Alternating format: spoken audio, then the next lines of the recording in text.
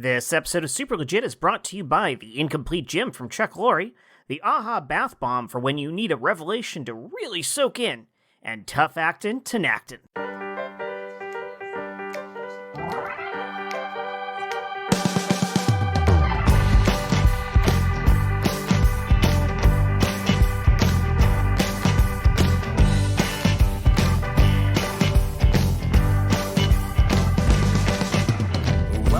Back to yet another episode of the Super Legit podcast.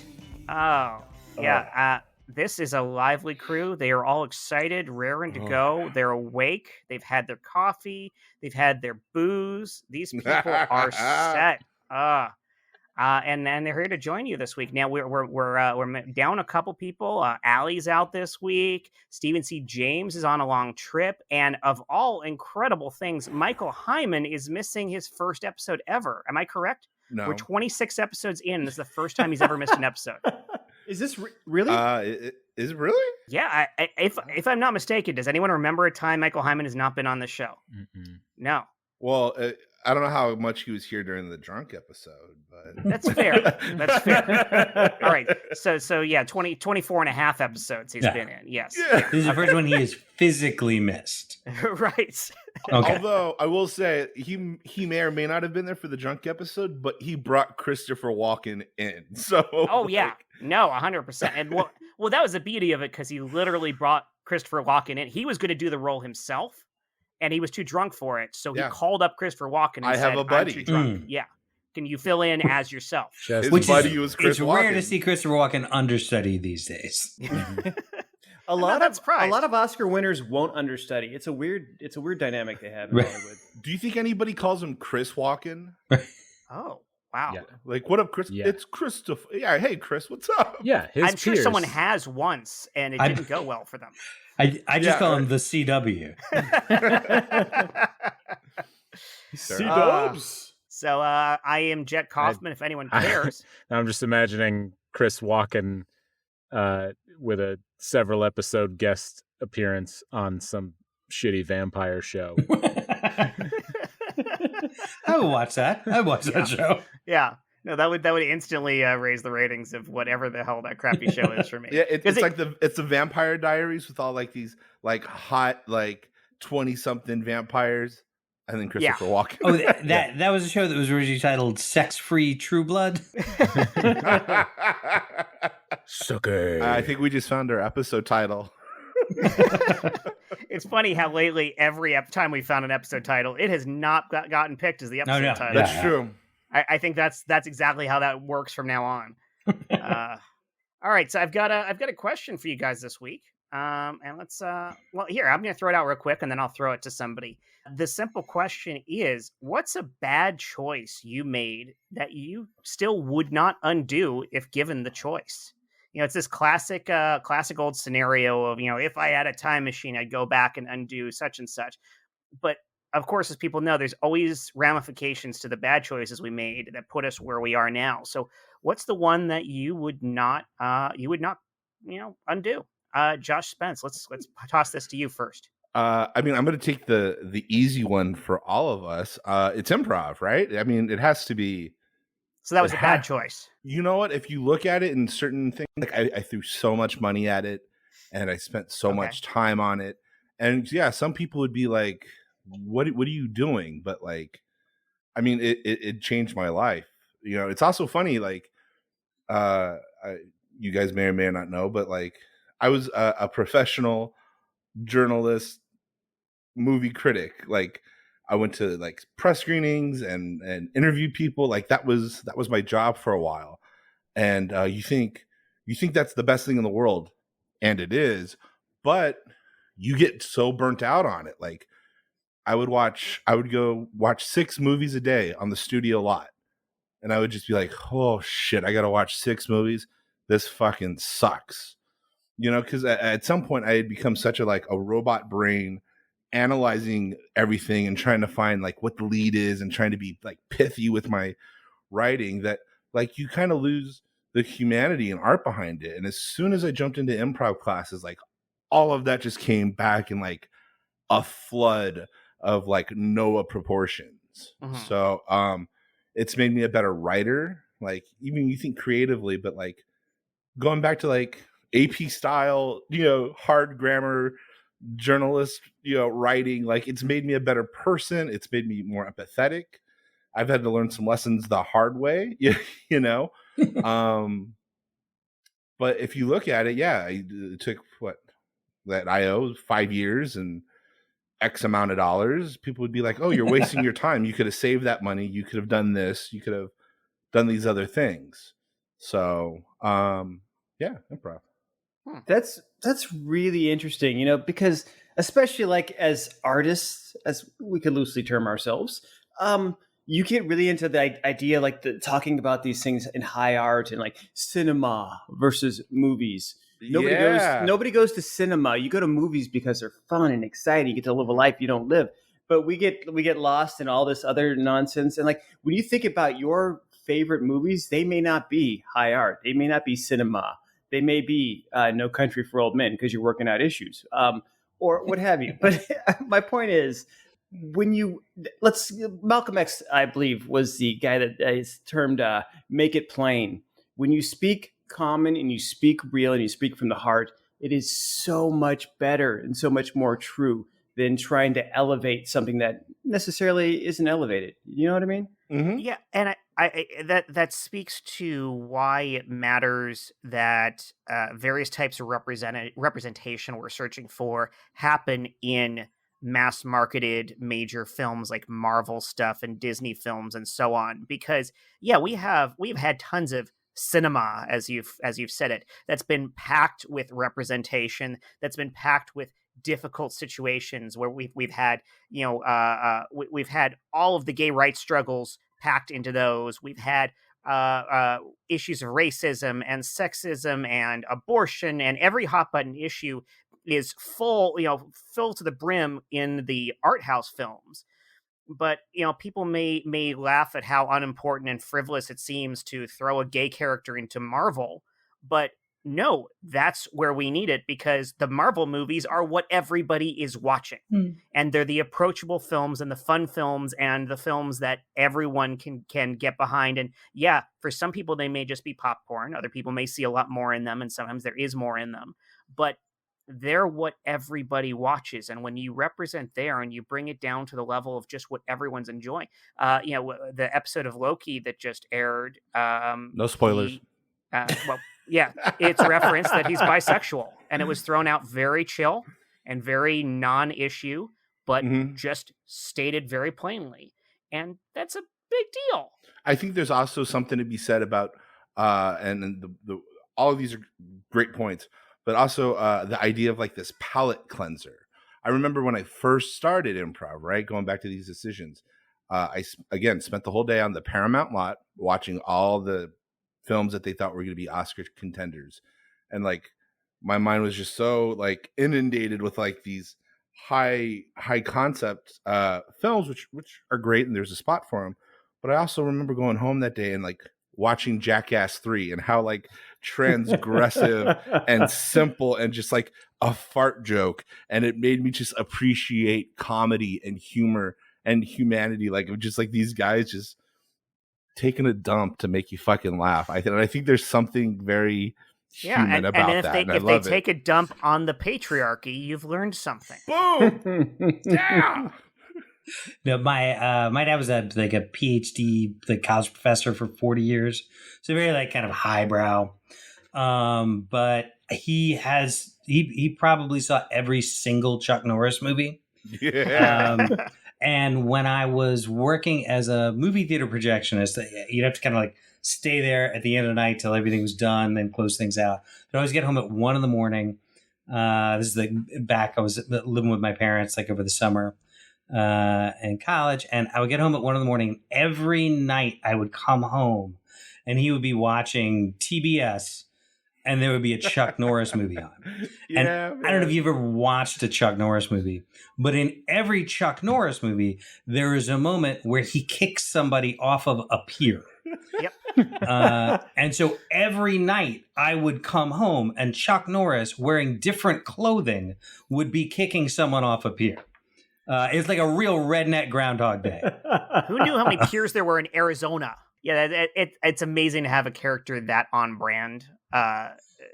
There's a few people like that out there that just they play one character consistently, no matter who it is that they're doing, and it just works. And I think there's a comfort level for so many people on. I know what to expect, and that's fine. Oh yeah, and sometimes you need that. Like you don't need I'm all for high art, but sometimes like John Wick is a great example. Like this is a movie that is exactly what it claims to be in every possible way, in the best of all possible ways. Another movie I loved about that because it was right in the name was the movie Shoot 'Em Up. Anyone see the movie Shoot 'Em Up? Yes. Yeah. It's Clive Owen, Monica Bellucci, and Monica Bellucci, and the name of the movie is the entire plot of the movie. There's a sex scene where, in the middle of fucking the dudes storm the room they're having sex in, and he stands up with her fully around still on him. And she holds out two guns while he holds out two guns, and they spin around and shoot everybody. Just shoot everybody. And the movie's Paul Giamatti is the main villain, and he's just incredible. That's right. Is he playing his he's playing his part from the Howard Stern movie? Pretty much. Okay. Yeah. It's what one of the things that I love is, like, of course, as a classic trope in it, he's throwing just wave after wave of henchmen at Clive Owen, who's just mowing them down. And at some point he turns to his second in command and says, "Is he really that good, or do we just suck?" And it was just such a beautiful self-aware line. Super. Okay, Chuck, so we've done a couple takes of this, and I know this is the point in the movie where you kick the guy off the ledge, and you usually say the film's title as you roundhouse kick him. But what I want you to do this time, if you could just make eye contact with your partner, Bill over here, just say something that's progressive, or just a positive note, maybe just something that's not the film title. I'm sorry, I wasn't paying attention to you. I was still working out on my my workout machine. That you've seen on TV. Yeah, I know. You don't work out. The machine gets chucked. I get that. You're a fan of my machine that my wife and I promote. You've seen us on TV. Yeah. Go ahead. Remind Chuck Norris of the name of the workout machine that I sell on TV with my wife. I'm sorry, with your wife? With my wife. Oh, sorry. I heard something else. Did Chuck Norris stutter? No, Chuck Norris doesn't stutter. I can't finish that sentence. He just doesn't stutter. Wow, I found the world shakes. Wow. Chuck Norris doesn't stutter. Yeah. The world. Okay, actually, forget what I said. Can we actually have you do that as you kick somebody off the ledge? Yeah. Sorry, Bill. I didn't mean to interrupt. It's just, I'm Chuck Norris. It's my movie. But, you are my scene partner, so if you had a say on how you wanted to be kicked, I guess, is that good for you? Oh yeah, it works for me. I mean, I just want to be big. I want the opportunity to scream for a while. So, are we even high enough? Like, is this high up enough? I'm sorry. Am I hearing you right, Bill? Are you saying you want to get kicked off a higher ledge from Chuck Norris? I want more screen time, is what I'm saying. Because it's a quick fight we just had here. Honestly, he kicks my ass real fast. Right, I don't get enough on here, so at least I can have the flying through the air while I scream moment, and that's that could set me up for my career. Guys, I want to reemphasize, we're rebooting the Chuck Norris vehicle, the Iron Eagle series, okay? So this is film 1, okay? We're rebooting it for 2021 audiences. By the way, I want to jump in here real quick. Sure, I'm sorry, but Chuck, can I just tell you? I'm just the director. I mean, I have my total gym in the back of my car right now. Would you? I do too. Would you autograph it? Too. Would you mind autographing my total gym? Because honestly, the only reason I have a good enough body to even get kicked by you is thanks to that total gym. That's what I hear that all the time from most of my. It's it's your first. Hey, real quick, everybody, round of applause for Bill. First big stunt day on a Chuck Norris film. Congrats, Bill. I wasn't aware of that, Bill. I'm sorry. I would have. Of course, Bill, you're going to get an autograph on your total gym because you told Chuck Norris the name of the product that Chuck Norris and his wife sell on I TV. knew it too. Okay, so okay, you and you just... alone get an autograph. Oh, thanks, man. That's Okay, so look, great. can we just? All right, And guys, Chuck Norris does an autograph Chuck Norris with his hands. Oh, well, Chuck Norris roundhouse kicks a footprint wherever you would like it. oh my god. Okay, as Oh, amazing man. as that sounds, let's just recenter. Okay, again, as I mentioned, we're rebooting the Iron Eagle franchise. It'll come out in 2022. Now, if you remember, Chuck, when you did this the first time, after you fought a whole bunch of evil army infiltrators, I believe you ate 10 pounds of steak. Now, obviously, we can't do that in today's world because, like, red meat, it's too much. You'll have a heart attack. We're thinking maybe Chuck Norris goes vegan this time around. Oh, okay. Did George Soros No, become one of the producers on, of Chuck, this this film? has nothing. There's no conspiracy theories. Like, it's like I didn't scientific... say Chuck Norris didn't say anything about conspiracy theories. Chuck Norris just spits theories. I'm going to jump in here real quick. I think the point, Oh my I God, hope Bill, you don't mind me yes. putting words in your mouth here, Chuck. No. But I think the point that Chuck is making is that Chuck is his own one-man operation and doesn't my need an God. entire conspiracy of people to get things done. Chuck can get things done all by himself. I think that was the point, is that there is no such thing as a conspiracy when Chuck's involved. Chuck is the entire deal. He's the spiracy. I don't know if that's how that works, but yeah, English isn't my strongest point. Sounds like something a ranger would say. All right, a Texas Ranger? You got that right. Me? Yeah, you're already getting an autograph, so I don't know what else to give you. Oh my God. I've always wanted to be a Texas Ranger. Well, you're deputized. How about it, Bill? Okay, guys, that's 30 for lunch. Thank you, 30. Hey, you want to hop on your Total Gym beside Chuck Norris on his Total Gym? Do I? Let's do it. Let's ride. Legit. I think that absolutely illustrates why we have a Fast and Furious 9 and no Phantom Thread 2. You know, there's no Phantom Threads sequel coming out. I was going to go there, right? Is like, I think for a lot of people, me included, and from what you guys were alluding to, we crave nostalgia, Mhm. and for a lot of us, that nostalgia comes in the form of like, say, like Stranger Things. That it's just hardcore. Like, this show is in the 80s, and there's a bunch of people that like that. A bunch of people like us really love just the I'll call them no nonsense, even though they're full of nonsense, like 80s, 90s action movies, right? No nonsense because like they are fully, I don't know that they were actually self-aware in the 80s, 90s, but the like rebooting of them, the Expendables trilogy is super fun. It's way more fun and exciting of a movie trilogy than I ever expected it to be. It knows what it is. It's just doing it for the explosions, and that's really what like the Fast franchise became. Yeah. Yeah. Self-awareness is great. But at the same time, kind of being a little more progressive with like the point of the movie or like the hero's journey, because like the 80s 90s stuff was just like blow shit up, fuck the chick that I'm rescuing, and then maybe do it again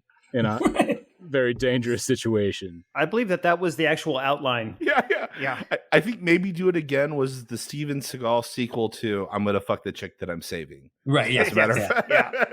My wife and I had a conversation out because we ran through the entire Fast series relatively recently, a couple years ago. It was the first time either of us had bothered to watch them, other than I think we had both managed to see, for some strange reason, we'd both managed to see Tokyo Drift, the worst of them. I think I'd only ever seen 1 and 2. Yeah. I think at that point I was like, I get it. Right. No, and the thing is, they get progressively better as they get progressively more self-aware in the way we're describing, and they just start realizing this is all we are, is heightened ridiculousness, and let's just own it. But the other weird thing we picked up on, and we both pointed this out to each other, is they're weirdly, surprisingly feminist. The female characters in the film, generally speaking, are great at what they do. They're typically, there's many of them are great drivers in the film. They're great mechanics, or they're great, hackers, or they're great this, or they're great that. And also, you generally don't have the characters around them saying, "Oh, I don't believe you could do this. You're a woman." Everyone's like, "Yeah, of course you can." It's like it's just this constant thing. The police are here to take me away for daring to suggest that the Fast and Furious franchise is woke. And something else. All the women own their sexuality too. There's no there's no shrinking violets, or they don't back off of it, and no one shames them for how they live their lives. So I never looked at it like that, but now that you've steered me in that direction, much like an '80s franchise, I'm leaning in. I'm all for the fast and the feminist. Yes. I will also say that I very much admire that franchise for the dialogue is so riveting and hard hitting. Like lines like "Go home, pizza boy," and "I never knocked on no one." Like there comes a point in action movies where all the dialogue becomes just stage directions, where. Right. He bursts into the scene and says, "Left, kick in the door," and then you're like, "Okay, right, all right." And like definite accessibility. You got to give them credit for their visual description.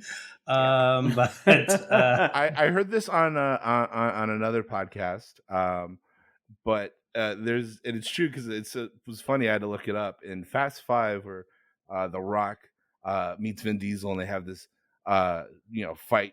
To not to the death, but they have this big fight, and he goes, "I'm gonna get you, you some bitch," and like you look at the closed captioning, they don't even change it to like "son of a bitch." It's just SUMBITCH. Just that's fair. Like giving them right what they earn.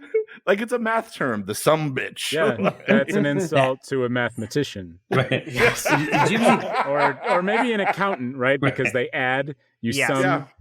Certainly, when you're using Excel a lot, the sum function is heavily used. Yeah. Sum parentheses bitch.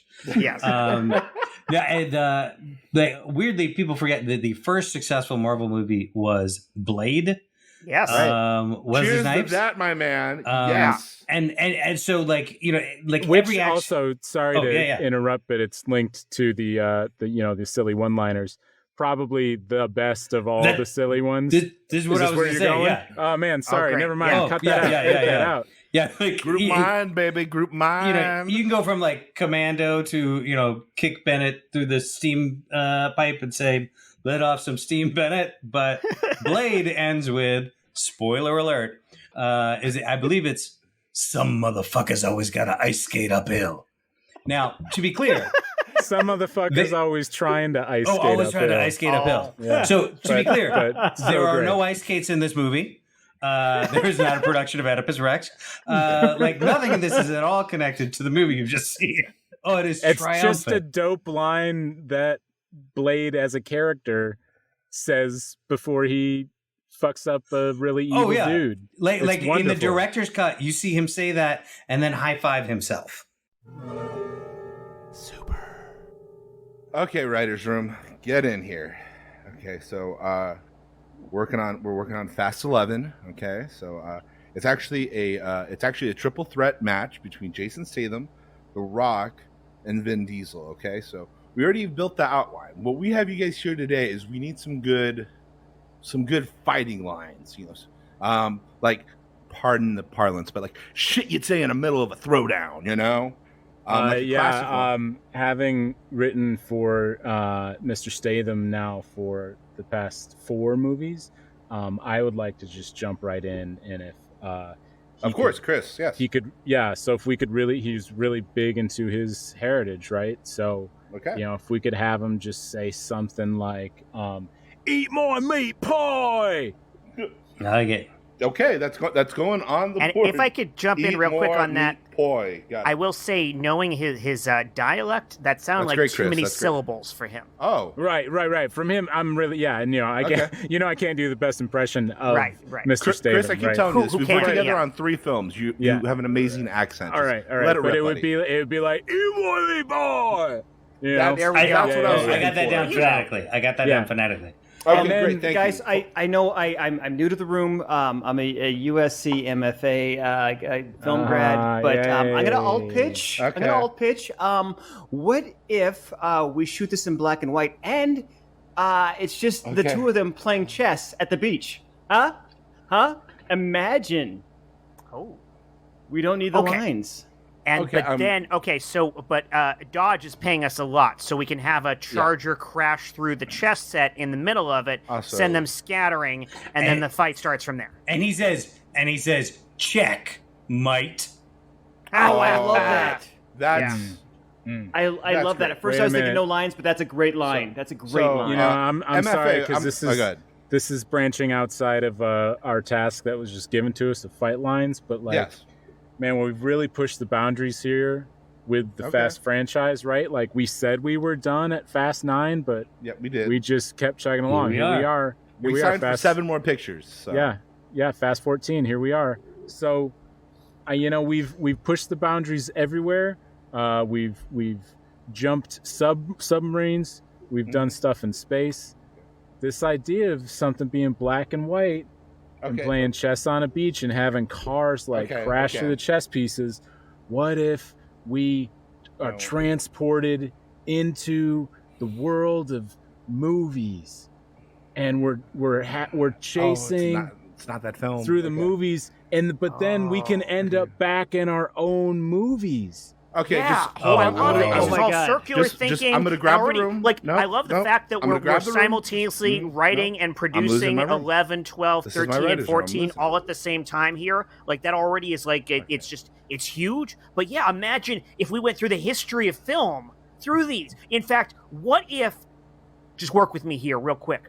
What if one of, let's say, Nope, Deckard and Luke get inside of a DeLorean and drive No, at that's- 88 miles per hour No, that's a film. Oh, this is and end up back in Phil, they're Phil, in front of the train that's coming at the screen. Phil, the first I'm movie I'm ever where closing it. where I'm the people think the closing train's truck. going I got okay, it. all right. You know those gotta last 5 piggyback. what Freeze? ifs? I am just going to say, wow. Hey. Wow. Who would Guys. not be wow? You're wowed, right? You got to be I'm wowed. gonna- I'm I'm wowed. gotta- wowing myself. Freeze. Sorry, I'm just I gonna gotta freeze. piggyback on Ah. that because when I have Mr. Statham sees the DeLorean, hops in, and he goes back in time, he is gonna get That's- there and he's gonna say, "I'm back in time." Oh, I got that down shoot. phonetically. Okay, I that's got a it. good Right. line. That's a good. I'm gonna put But that on right, the board. it would but- probably but- sound like "Evil me boy."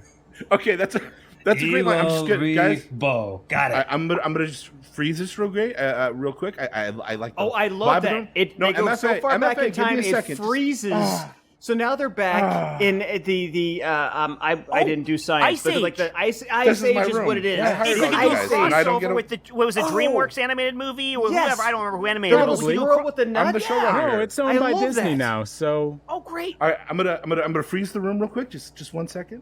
MFA. Sorry, I didn't catch your Yes. name. What's your name again, sir? Oh wait, it's Eric. Eric. Great. So like I Eric? like the black Eric. Eric Van Easy. Eric. Okay, Eric. So You I, like My it? friends You call like me it? Easy. his black. Okay. So I like the. I'm gonna go right through that. I like the Wait. ideas. Go right but through. You said you like his black. Nope. Guys, What? I'm just trying to get You know more what? fight dialogue. Let's clear the air right now. I am not some hire for diversity. I got You're here not. because No, my no, no, dad no. is You're not. rich and No, well no, no, no, no, connected. no. So let's not Oh. pretend like I'm here for anything else. All right? You're not. That's fair. You're That's not. honestly I just- how most of us got here at this point. I'm just gonna. True. Same I'm just page. gonna try to yeah, recenter we're the all room equals again. here. We're all equally rich. It's fine. Of course, but as the person trying to gain ideas for the room, the idea was some more fight lines. So MFA, I'm sorry, Easy. I know you want to redo the whole universe, but you know what? Go ahead, blow my mind. Where do you see the next Fast and the Furious film going? Go ahead. You have the floor. I feel like all the fighting is coming from you. Listen. All right, so here's the deal. We have the dodge. Bam! No. Right through the chess game. And chess pieces are flying everywhere. No. One of the chess pieces we watch in slow motion as it tumbles and twirls and bam, lands on the hood of the DeLorean. Who's inside that DeLorean? Jason freaking Statham. And he's saying stuff, and you can't understand what he's saying, but that's all right. Chow to main, or whatever he's saying. And then I got that down phonetically. And so, okay, great. Chow to main. That's all I hear him say. Chow mein. I think he's ordering. Got it. I think he's ordering Chinese. Chow mein, right? I thought it was a Pokemon, but whatever. Like I said, I've known him for years and write for him, but I couldn't tell you half of the words that come out of his mouth. Oh, but in that car with him, Helen Mirren.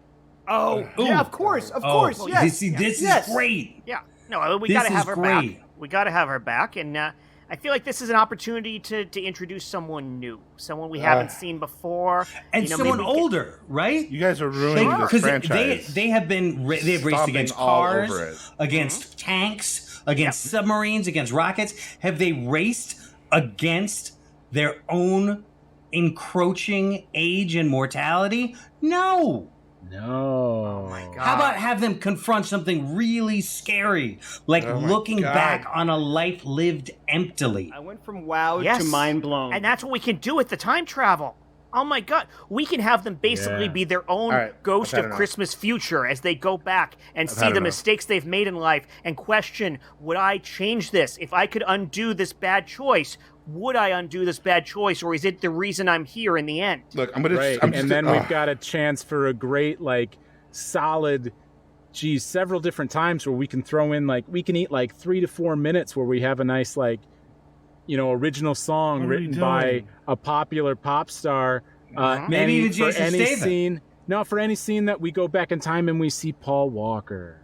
So you're saying Foo Fighters does Everlong set to a montage? That's what? No, not a montage. Just play it over his original scene. So opening scene from Fast One when he's like, "Hey, detective, looks like the cops in Hollywood are in Hollywood, or even the cops in Hollywood are Hollywood." It's something like that. Yeah. It's really charming, but play music over that. I'm tearing up. Also, we can use digital effects to cut him out and put him in China so that we can get the Chinese money, because we always have to have something set there for That's 1 billion customers we can't pass on. Touche. I have to tell you guys, in all my years of putting rooms together, this is by far the greatest.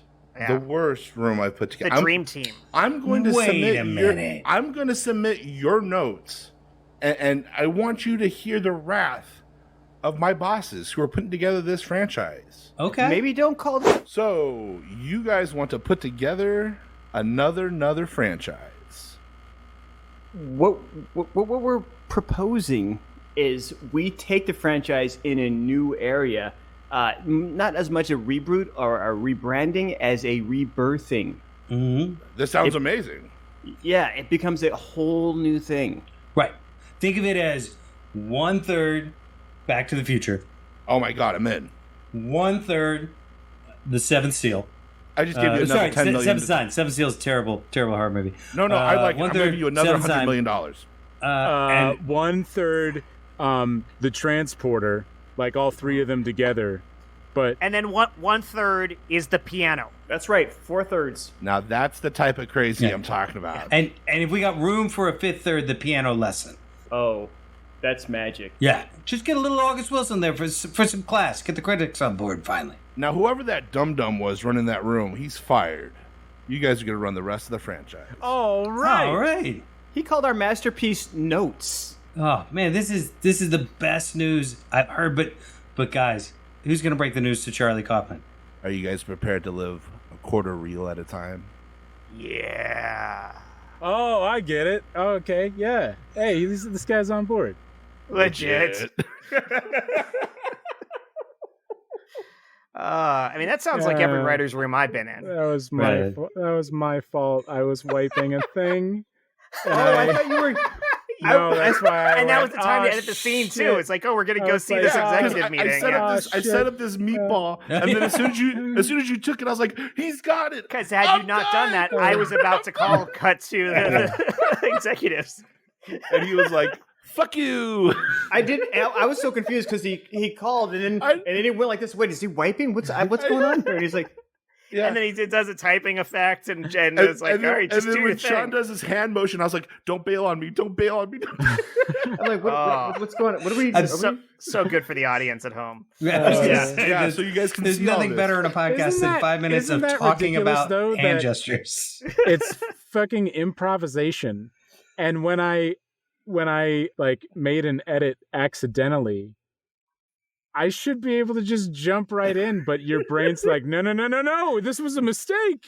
You can't. Talk about bad choices. I got nothing for you, yeah. But you know what? I wouldn't change it.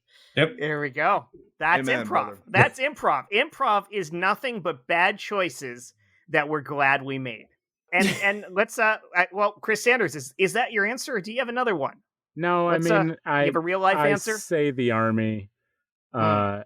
Like I've been asked that tons of times of like, would you do that all again? And I've never really entertained the idea of not doing it, because pretty early on in that, like telling yourself that story of how that might have played out, because you can really only speculate for, a year or two from that like turning point.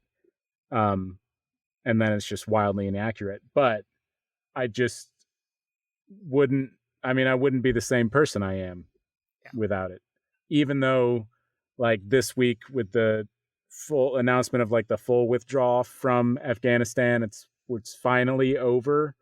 But the Taliban is like, haha, fooled you. Like, we're just waiting for you to get fully out and this country's ours again. And locals are super scared. And it's just basically like the 20 plus years we wasted, absolutely now have completely wasted there. That is not advocating for, well, we should just continue to stay for no reason. Yeah. Because we never should have really been there in the first place. I mean, there was never intelligent intel or actionable intel that our main goal of Osama bin Laden. We've confused them before as a country. Was in Afghanistan at the time. We kept all the intel we got when I was there in 2004 was he's in Pakistan. He's in Pakistan for real. He's there, and he was there the whole time. Well, and I mean that was like, but Pakistan had nukes, so we're just like punching the little guy standing next to him.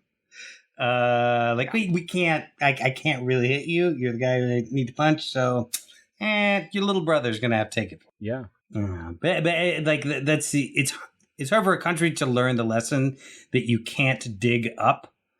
And so when you are in a hole, you can't just keep digging and find a way back to the ground. Unless I played Dig Dug. I beg to differ. Well, I mean, I do know that if you find a violent offshoot of a respected faith, what you can do is you put a hose in its mouth and you just pump, and it gets bigger and bigger and bigger, as of course did Al Qaeda, and then hopefully finally it pops. Got it. Yeah. Just feed them until they explode. Right. Yeah. Across like at least half of the Middle East. Right. Yeah. Yes. Yeah, exactly. That actually makes as much sense as anything else I've ever heard on the subject. So thank you for that, sir. I mean, that's political theory right there. Just boiled down to the easiest components. I mean, we were talking earlier about just to make it simple. So there we go. Thank you. Thank you, Chris Compton, for making the Middle East simple. That's my guy. That's a new segment we should have for Compton. Like, we just give him something really hard. Chris Compton makes things simple. Right. Yeah. Well, the secret to taking a really complex situation and simplifying it is to just be wrong. And once you do that, it's so easy. You simplified simplification. Oh my God. Like, I have the simplest solution to the conflict in Israel and Palestine. I think both of them. Let's hear it. Look, if both of them had a surf off, it would be done. It'd be done in 10 minutes. right? I know. I feel more simple having just heard that. Thank you. Yeah. Can we cut to the writer's room for that movie? No. No, yeah. Yeah. Surprisingly deep Annette Funicello movie. Speaking of being wrong about things, Chris Compton, how about you? What was something that you a bad choice you made that you still wouldn't change? Oh, most of the big like turning points in my life are things that I have failed at. So I fail my way into good directions in life. So, amen, brother. When I was in college, there was like an audition for the improv group in college, and I went and just like do the alphabet game where you have to like say every word along the alphabet, and I lost track of the alphabet immediately. And so I'm like, 3 letters in, I'm like, I'm not getting this. But one of the guys in the group I had met at a party the night before, and I knew he had a really dark sense of humor, so I turned it into a scene in which Susan Smith, who was a woman who had killed her kids in South Carolina recently, was being chased around hell by a giant baby. And he laughed. And what came from that was afterwards, he's like, hey, you're not going to get in the improv group. I was like, way ahead of you. Chris Compton, what's the 4th letter of the alphabet? Go. It's baby, right? Baby? Yes. But like him and a friend is like, hey, we're doing this show on the campus television station. Do you want to write for it? And I'm like, sure. And so we wrote for that show for 4 years, and then we came to Los Angeles and we put it on Comedy Central for 10 episodes. Wow. But it was like that whole like writing what's career. the name of that show? It was called The Chris Wilde Show. It was also called 20 Minutes of the early 2000s. But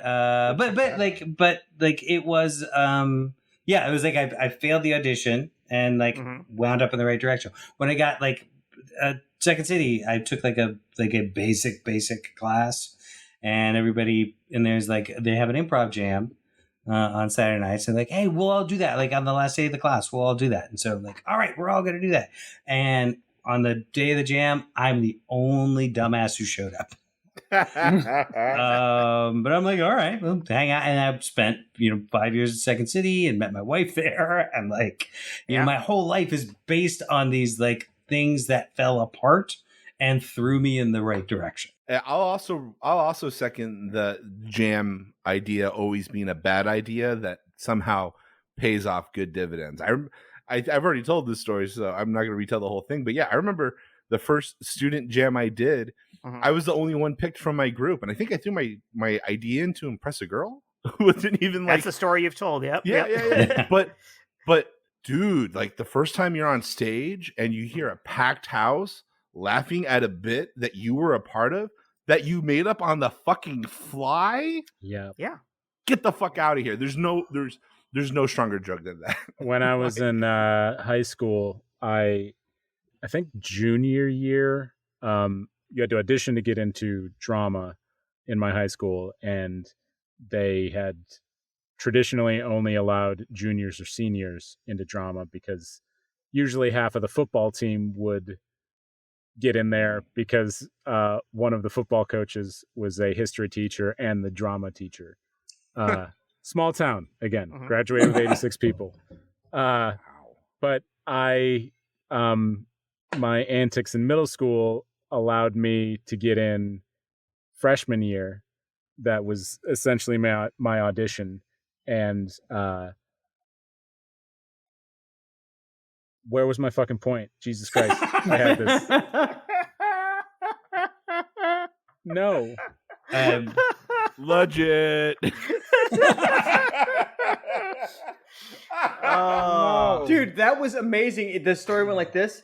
Climb, Yes. climb. And didn't even drop off, just stopped. It was like Goliath at Magic Mountain. Just a giant climb and then a drop. The graph of that story is actually most acting careers.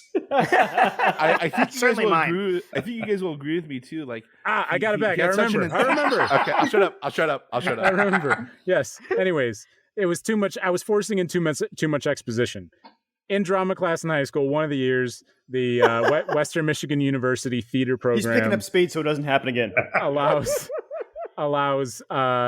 a handful of like drama classes or whatever from local school systems to come and basically do a theater day and watch the current play they're doing, take some workshops, one of which was improv.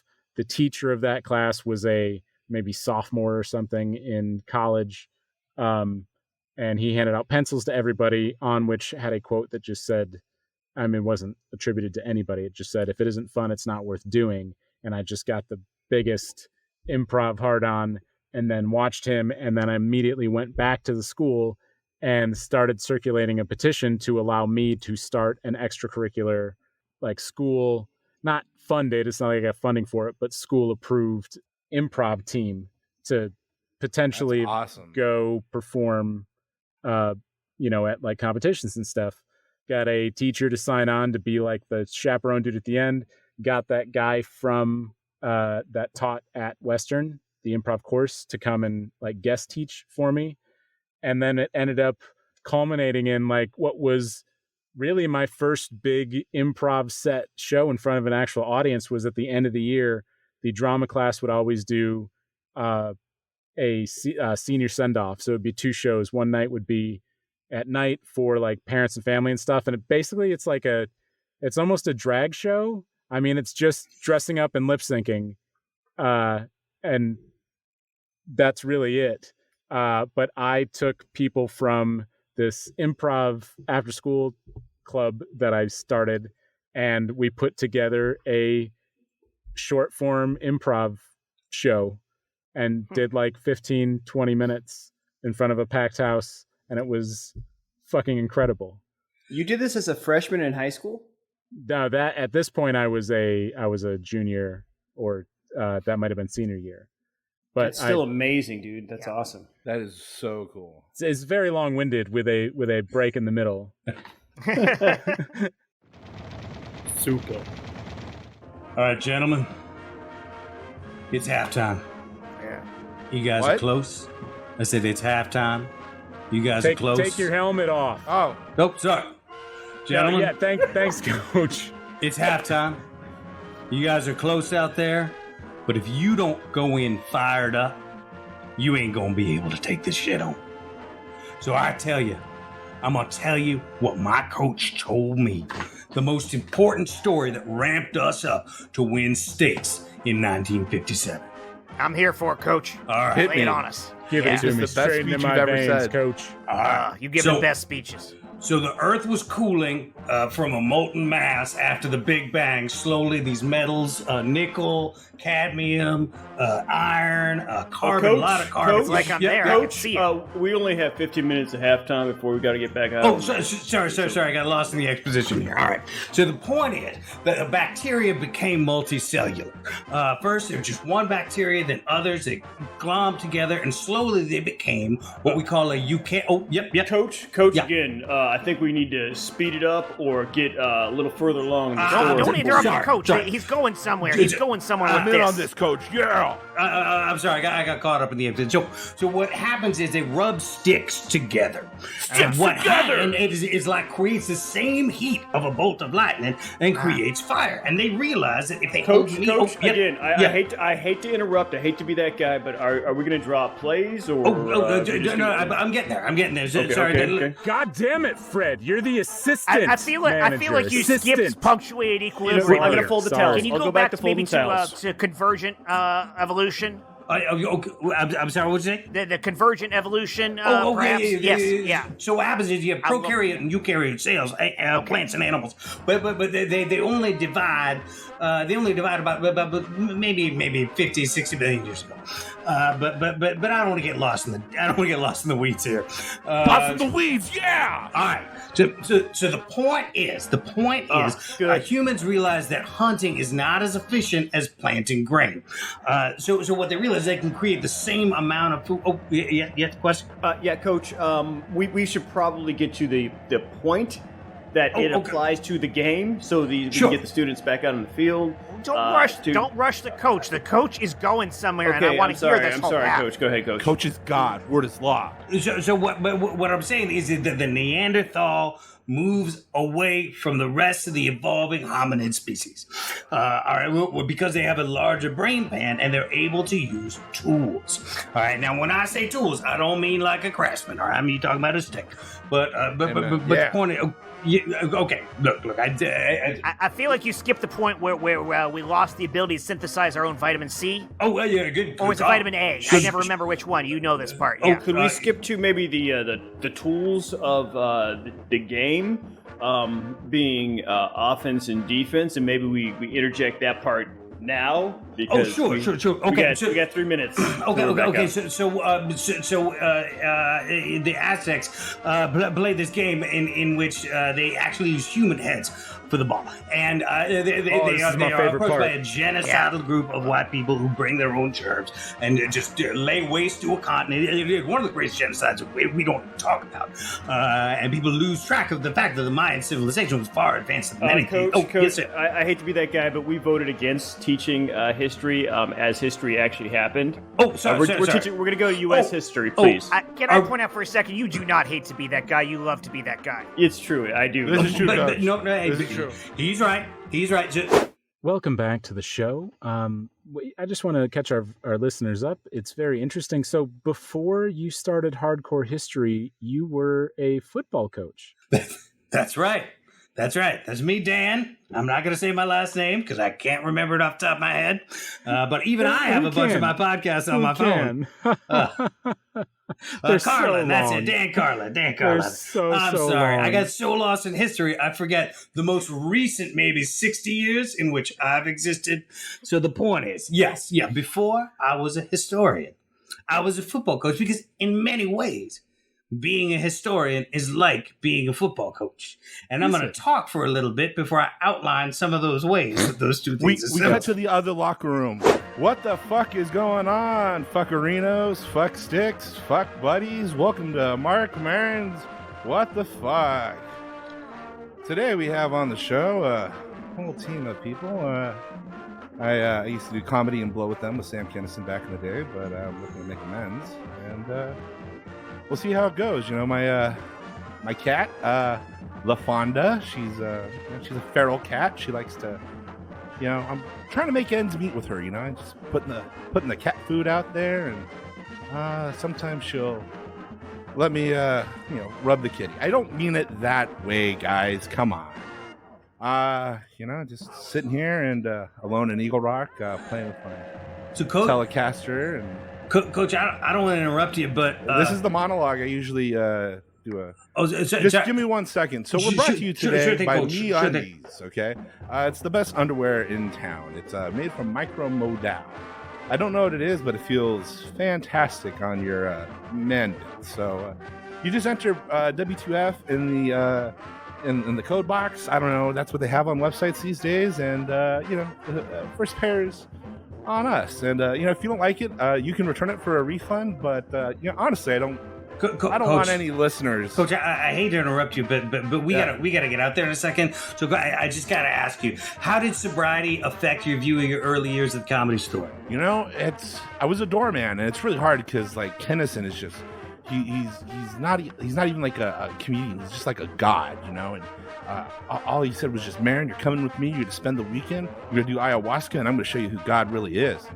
I mean, I was a doorman, so I didn't have really any agency because, again, I was the doorman. So I said, go ahead. And, we stayed in the apartments behind the Comedy Store, and I don't remember what happened that weekend. I remember I did 3 shots of ayahuasca with Kinison, and I woke up, and it was 1992, and I was already hosting shows at the Luna Lounge in New York with Sarah. For those of you listening, that's Sarah Silverman. I can call her Sarah because we're friends. Because it's how that works. I have an idea for a show. I thought it might be good to have a show named after me about a aging podcaster who lives his life, and I figured I'd do it for 4 seasons on IFC and have it be shut down. But I'd still say it's a good run. Oddly enough, it's funny. I don't know if you've heard the Louis episodes where I apologized over and over again. Maybe my bad behavior in the past, but I'd like to think that history has really shown that, maybe Marin was the better series. It ran for a season last, but Coach? yeah. I've forgotten what sport we're in halftime for in the first place.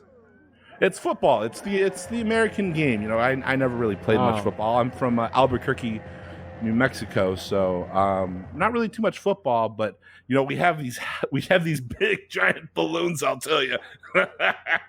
You just really you get up there and you play some acoustic music. I remember it was one of the few times I really tried weed, and I brought a girl on to a balloon, and we went up. We went up really high, and So wait, I don't know. Have you guys heard any like early era CCR? Like, it's good stuff. Coach, I think I get what you're trying to tell us. Are you saying if we don't go out there and focus on what we're doing and just dick around, then when we're old, all we'll do is just sit around yammering about the way things used to be and never actually do anything productive or achieve any of the things we actually dreamed of doing? I've been on this show since 2009, and I never thought I needed a co-host until this second. But if you wanted to roll with me on this, that's exactly what I meant. Do you mind if I finish a football game first? Okay, we're going to cut to another ad real quick. This one is for Herbalife. You have your red and your greens. You guys, it's supplement. you guys want to head out on the field? Oh my God, that was never ending. That's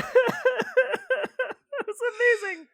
I do like, in hindsight, that now Mark Maron is the only person who's had to apologize to Louis C.K. I know. Speaking of cutting to an ad, while we don't have Michael Hyman with us this week, we do have one of his ads. But Chris Sanders was handpicked by Michael Hyman to step in here and read his ad on his behalf. So I'd love to hear that from you right now, Chris Sanders, if you've got that ready for us. I think I do. Let me pull that tape out. I think it's on a tape. They usually are. Actually looks like it's on a much older device with Wax Records or something. Oh, all right. Let me blow off the player here. It seems older. Is that a Carlani phone? I don't know if it's that old. Okay, sorry. I don't know how old. Like, it's just, I think. Look, all right. Here it goes. I could bring Mark back. Well, hey there, Sue. It's that special time again. That's right. You have to tinkle. But you're all alone and a woman in public. Hurry, find a local restroom. You might have to convince the manager. Don't worry, I won't tell your husband. Quick, you're in the restroom, but you're all alone. What do? You need Tinkle Buddy. That's right. Tinkle Buddy. He's your all-natural pal to help you tinkle if you're a woman and alone. The French would say, au naturel. That's right, it's made in America. Our products don't come from any place with a crazy name like Timbuktu. Brother, I'm telling you. One of the best features of the Tinkle Buddy is he's ultra portable. He'll fit in any of your handbags. Yes, even the one your mother doesn't like. Ha ha ha! So don't worry, ladies. Now in the future, you'll never be alone when you need to tinkle again with Tinkle Buddy. I can't believe we beat out Jack Benny for that spot. Yeah. I'm embarrassed we didn't do this one on an episode with our only female cast member, so that she could possibly reflect with us on how well the product works, because I certainly haven't gotten to try it. It's an old ad. By the sound of it, it seems timeless. I don't know. Yeah, that's fair. Ahead, yeah. I don't think the product exists anymore. I don't know that it really made it. Huh. I don't think it reached ubiquity. It's been in the ad queue for a while. Yeah. Yes, clearly. Can we give Michael Hyman some credit too? Like, I know he's not here, but he's still pulling in those ads, man. Absolutely. I mean, even the apparently irrelevant ones, but yes. And I have to give him some credit too, because like you know me and Steven, we like to go for like the big fish, high dollar ads that we bring in. Chris too. You know, the explosions ones, those were great. Really, when we I first brought started. us hood honkers. I mean, I'm going to take credit for that. That was big money. But the try and bring it up, like we bring in the big dollar ones, but every single episode, Mike has one, regardless. Like he's Mr. Consistency. So thank you, Mike. Yeah, even when he's not here, weirdo. he brought us an ad. Yeah. I think it's interesting that he happened to find the most nostalgic ad for an episode that ended up talking a lot about nostalgia. You're right. Yeah, that guy knows theme like nobody else. That's a Herald, guys. Yeah. Wow. That you really gave it some great perspective there. Like, you know, the Tinkle Buddy went the way of the payphone. Yeah, you know, it's one and the same. Dig Dug and the Tinkle Buddy. Yeah, it didn't have anything to do with being a terrible product and, you know, supporting the subjugation of women or anything. Much like the payphone. The payphone didn't go away because it was not a feminist. Right. The payphone went away because it just wasn't useful anymore. Yeah. Same deal here. Absolutely. Yeah, because it was super clear what the product was providing. Couldn't have been more crystal clear. Yeah. Right? Yeah. Everyone? Yeah. Yeah, it's giving women the opportunity to have a strange man in the bathroom with them. That's what I got out of it. Yeah. Yeah. Okay, good. I also like that this particular episode is all dudes. Yes. I know you'd said that, but I just want to. No, it's an important detail in our show, and it's a very uncommon circumstance as well for us and for improv. I'm just gonna start repeating all the shit you say, Jet. Speaking as a man in the comedy industry, what I want to do is repeat what you said and get a laugh out of it when you didn't. That's right. Sean career. Michael. Yes, sir. Let's bring this one around to you. What's a bad choice you made that you wouldn't undo if you could? A bad choice I made. This is going to be a long-winded one. Hopefully, I won't lose my train we haven't heard halfway any through. Of that tonight. So Mark Maron's not here, so we're good. So for those of you that can't see me, I am a black person, and as a black man in America, my father's black as well. Well, my mom's white. It's the only reason I mentioned that. So anyway, and he stressed to me like this is a world that we live in where you have to be twice as good as anybody else to be seen half as smart or half as hardworking. And so that was one thing that he hammered into me. And I found it to be true. I grew up in Arizona, so I knew that. And so I strove to be perfect all the time, all the way through high school. Like, always wanted to. First of all, perfection is an impossible feat, and it does not serve you. It will not serve you. But I held on to that for so long. And one of the things that really helped me realize that this was not necessarily a great thing was doing comedy. Because when I first started into comedy, I was a stand-up. And I love words. I love literature. So mine was a lot of it was based on being well written in terms of like the words interplaying and like introducing things and then coming back to them. So it had to be super duper memorized. But if you've ever done a show where you are not doing well, it is really hard to remember what's in your head. And so like being destroyed on stage and having to let go of all that perfection and just be really, really helped break that of me, of trying to be perfect and trying to have it all nailed down and worked out. The question was,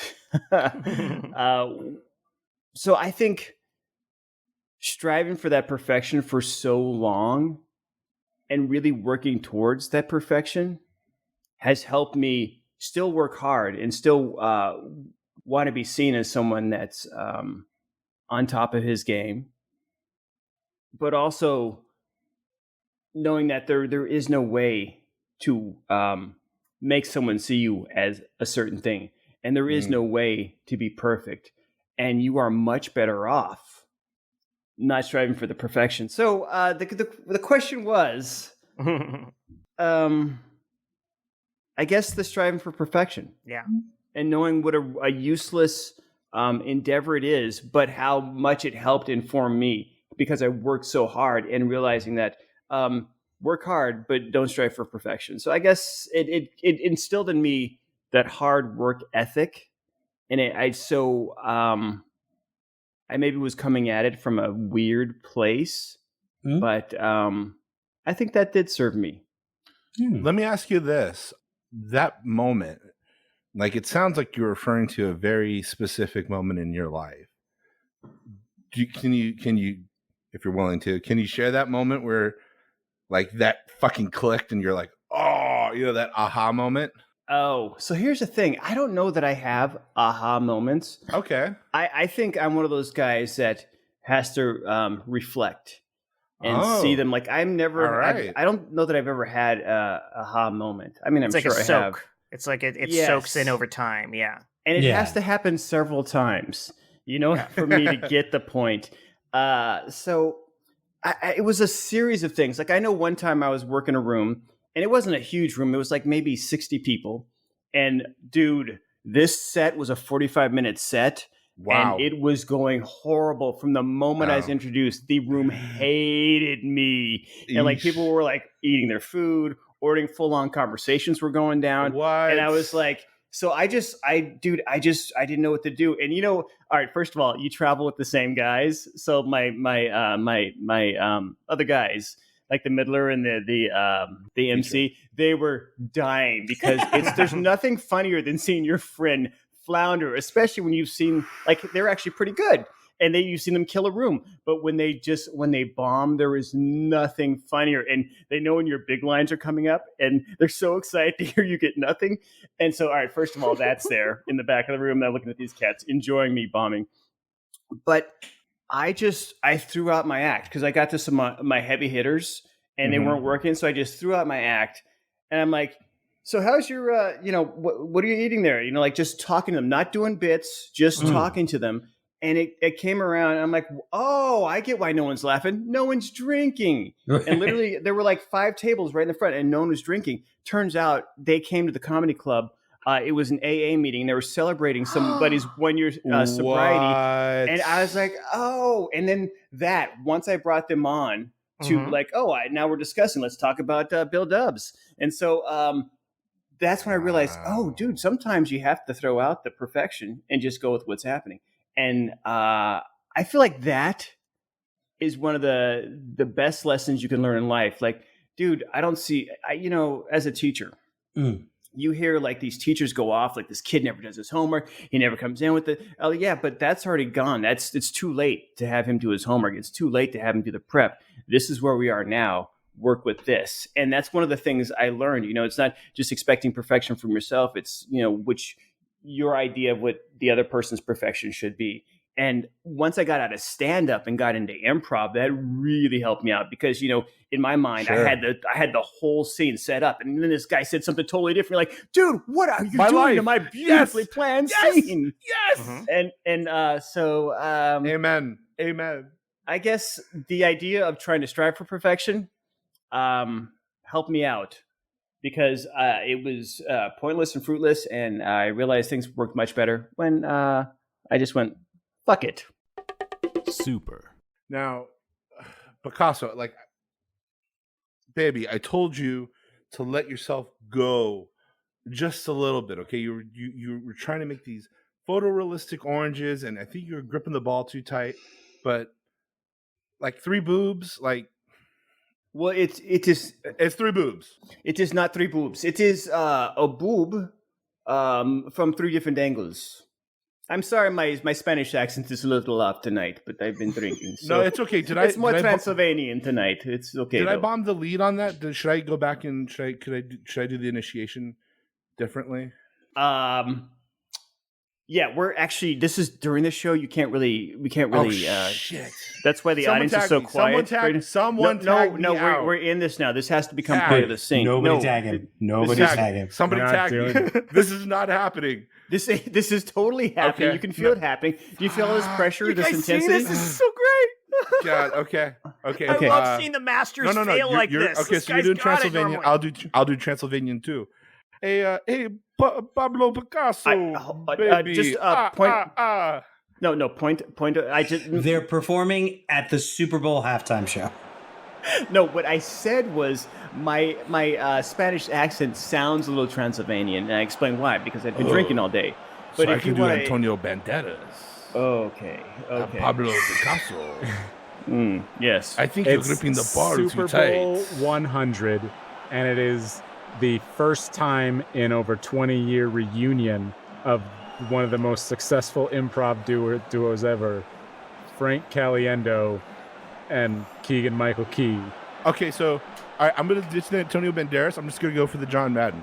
Okay, see, Pablo, what you're doing here is you're trying to go for this photorealistic, and it's not what you do. What you need to do is you need to throw a curve here and add a third boob. What are you doing? All I'm just saying is a third boob. It's triple coverage. There's no way they're going to cover that in the 46 spread. Oh, I feel like they're laughing at us, not with us. No, they are. They are. They are definitely laughing at us. Their feet are on fire. You know what I use for fire? Tough acting's an acting.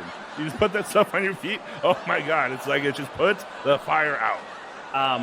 I will do. I guess I don't really do impressions, so I guess I will do my only impression, which is Obama's rage interpreter. Okay. Okay, so Picasso, 3 boobs. You got 3 boobs. You got 2 on the side. You got 1 running right up the middle. The audience is primarily the front row was rented out to a church group, so it's all church people, just purely church people. Don't get me wrong. I'm just saying, 3 boobs are great, but that's something you'd see kind of in the gates of hell, All right, I'm gonna tell you this once, and I'm gonna tell you this twice. If I have to tell you a third time, I'm gonna lose my mind. It's 1 boob, 3 angles. 1 boob, 3 angles. I think it's a matter of coverage that you're looking at because, okay, so you got the line, okay? You got the linemen, part of the gridiron gang, they run head to head and you go, oh my God, where's my helmet? And Howie Long, he's a tough man. But there's 3 boobs. I see 3 boobs. You got 1 on the left with the flanker, Alvin Harper. There's Brett Favre. Oh my God, Brett Favre. He just throws it right to that 3rd boob. Brett Favre. I mean, how many times have I had drinks with Brett Favre at Outback Steakhouse? Outback Steakhouse, what a place. Oh my God. Mad 97. Did you just do 2 ads in 1 story? All right. Guys, I didn't want to have to apologize for a Super Bowl halftime show, at my viewing party in my apartment, because, those are celebrities and we're not. But I am so sorry. I brought I made my famous guacamole. I know, and Yeah, Hyman, we know. You make famous guacamole. You talk about it all the time. All right, now let me draw It's a diagram great. of It's how great the legendary. guacamole is. You got the It's avocado, okay? legendary. That's the main star of the game. Some would say the avocado is the Brett Favre oh my God, game. Frank Caliendo could hear you in the TV. Frank and Keegan, listen, you guys are better than this. Keegan, you're so wholesome. You're not that funny, like overall, but you got some good moments, and we really could. You guys can team up. You just got to stop commenting on everything you're doing. You're So great. what you're saying is we need to fix this. That's okay, because with Craftsman tools sold at Sears, you can get yourself the best tools around. It's Guys- made from 100%. Guys, you're both Keegan, you're better than this. Am I? Did you know my former partner, has an Oscar? For direction. He wrote and directed something that won an Oscar. You know what I'm doing? Netflix specials. I mean, those pay well, don't they? Yeah, and I watch a lot of Netflix. If I could have a Netflix special, I would have a Netflix special. I've been working so hard at stand-up, and all my buddies come to my shows, and they just laugh at me bombing on stage constantly. It's all they do. The only laughs I get are from my own friends laughing at how badly I'm bombing on stage. You would take a Netflix special over an Oscar. I didn't even know I wanted an Oscar until he got an Oscar. Okay, here's just what I'm saying, okay? As Coach Madden, I coached the Oakland Raiders in the 70s. Okay, so we just had a motto of just win, baby. Okay, so like we have Keegan on one side. Frank. He's just running. No, I'm John Madden. Okay, you can call me Frank all you want, but I'm Frank. the spirit of... Frank is in there. Frank Caliendo is in there. I'm John. No, shut John Madden down. You've been John too long. You need to be Frank again. Frank, you're one of the best impersonators ever in the history of comedy. You've got to come out of there. No, Frank, no. all I compel 100,000 people in this stadium are here as an intervention for Help you. me. I'm stuck inside the body of We're John. here for you, Frank. We're here for you. Just come to the light, Frank. Come to the light. Madden 97, EA Sports. It's in the game. Monday Night Football. Help You me. can do it, Frank. Pull me out. Frank, find your other voices. Find your other voices to pull you out. Just win, baby. Pull me out. Pull me out. Use your other voices, Frank. Keegan, do you have like an exorcist character or something you can do right now? Just please, just do something. The power of Christ compels you. The power of I Christ get it. compels you. Oh my God, it's The power great. of Christ compels you. See? Oh my God. Frank? Keegan, that was some good acting. I believe that. You saved my life. You believe I seem grounded to you? I mean, you did your best, but I believed it. Well, don't back down. I enjoyed that. You said you believed me, so I came at you threw a light towards a window, and I ran towards that. There was angry John Madden who's grabbing onto my leg like a turducken leg. But who the fuck eats a turducken leg? I was just... Thank you. I'm glad you're back here with us. So you want HBO Max to air that Mad TV cast reunion special? Yes. Legit. I was like, what does Ike Barinholtz... What's the thing that everybody know who I was? That still the most entertaining Super Bowl halftime show. Yeah, seriously. I would watch that. Yeah. It's funny. I had a dream last night in which our group, which slowly merged into a much larger group that was basically an improv jam of just everybody, including every like level 1 an class improv member. super group?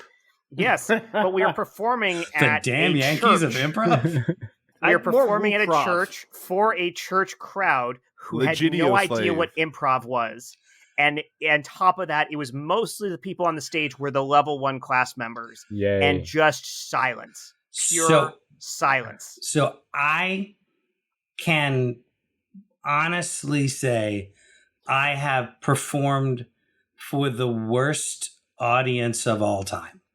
I want to... This is going to get a little dark at the beginning, but just follow me. So when I was in high school, there was a kid who committed suicide. Wow. It was terrible. You said it's going to get dark. Right. Is this just the beginning of that process? Great. Okay. So a small high school, like 250 people, and they had the funeral for this kid. And most of the school went to the funeral.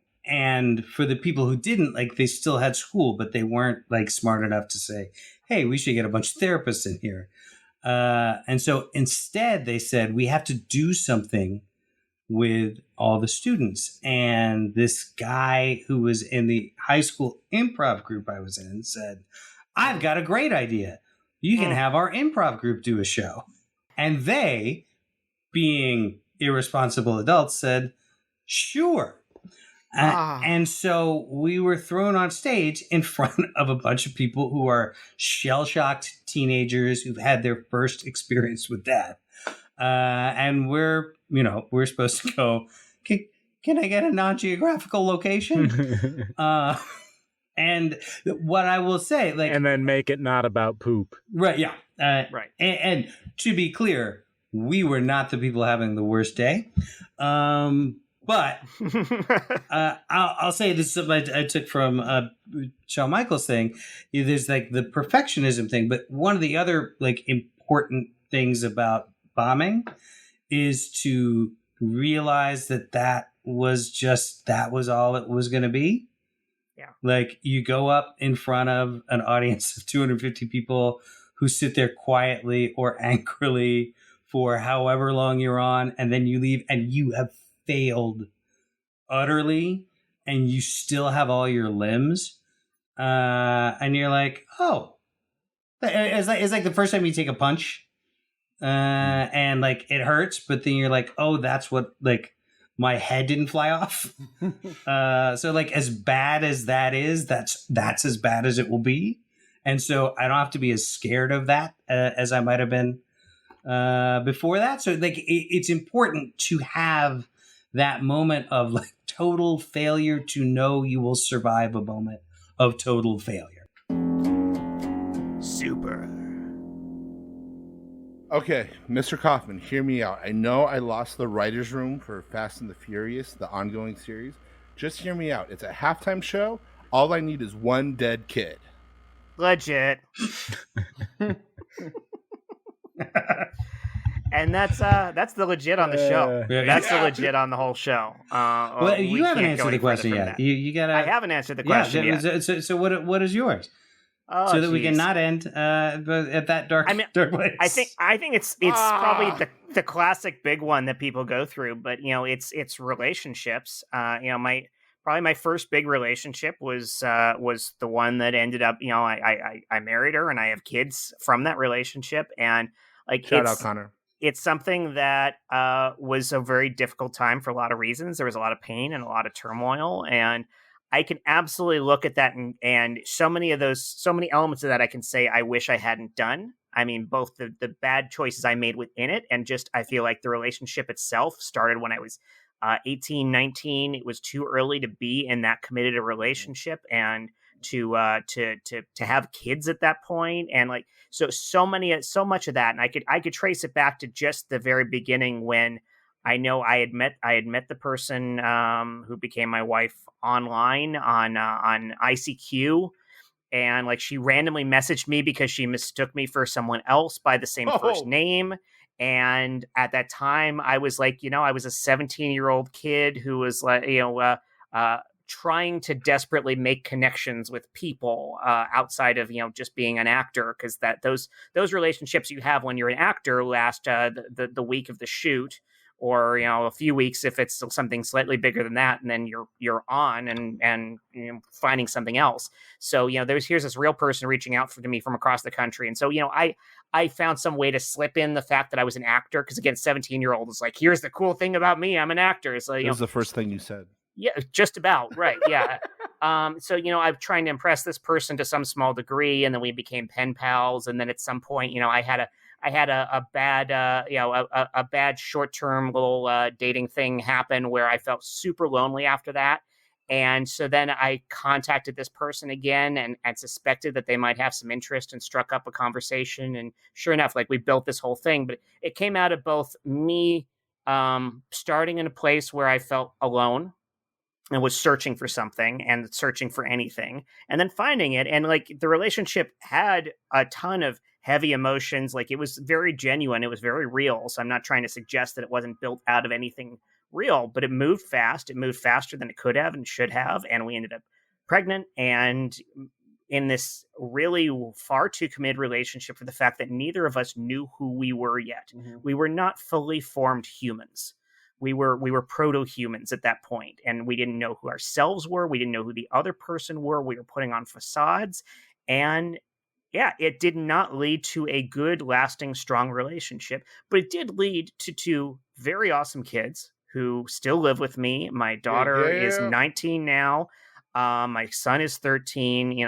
At some point when they move on, I'll still be relatively young, thanks to the fact that I had them so young. So I get to experience getting back on my own with my current wife to a degree where we could still travel and do things, and it's not destroying everything for me.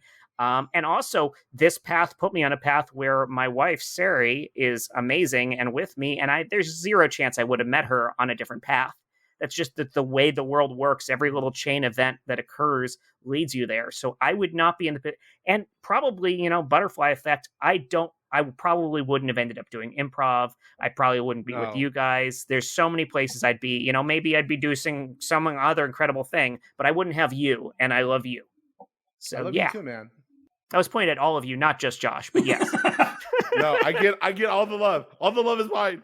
I feel like that's the one thing we've all said is like, it wouldn't have brought me here. So like even the stuff you quote unquote regret, you don't, because if you're relatively happy with who you are and what you've done, none of us is doing a hard time for the rest of our life. So it hasn't been that bad. Yeah, there's also no way to really know what would have been different. Yep. Yeah.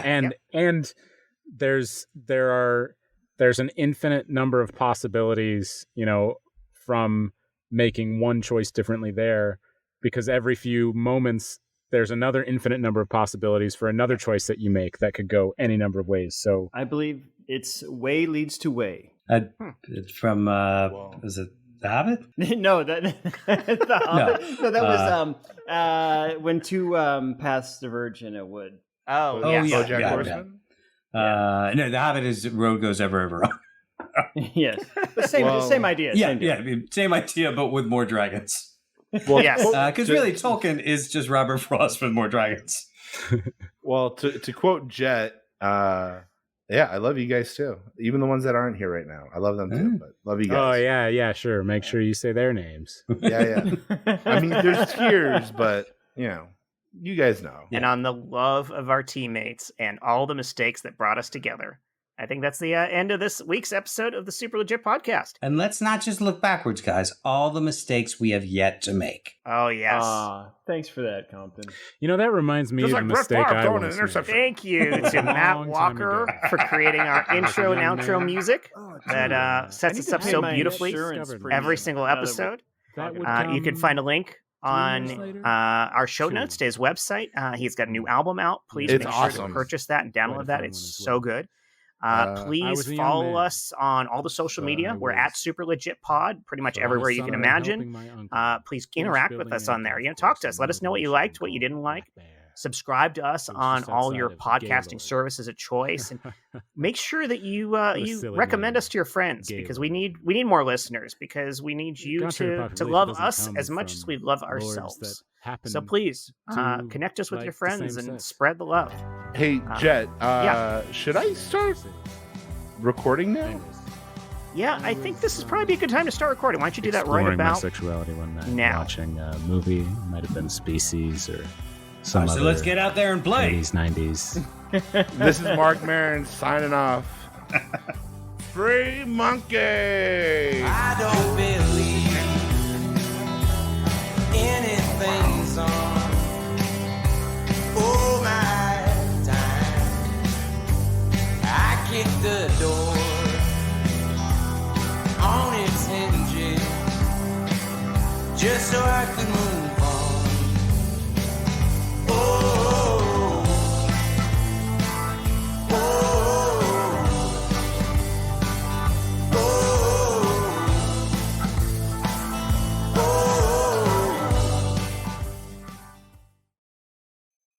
That reminds me of a mistake I once made. It was a long time ago. I was a young man. Oh, dude. I need to pay my insurance discovered premium myself. now that we're talking about that it. would come 3 years later? 2. That story's quite a fun one as well. I was a young man. I was on a summer helping my uncle finish building a golf course in northern Michigan called Black Bear. It was just outside of Gaylord. What a silly name, Gaylord. Contrary to popular belief, it doesn't come from lords that happen to like the same sex.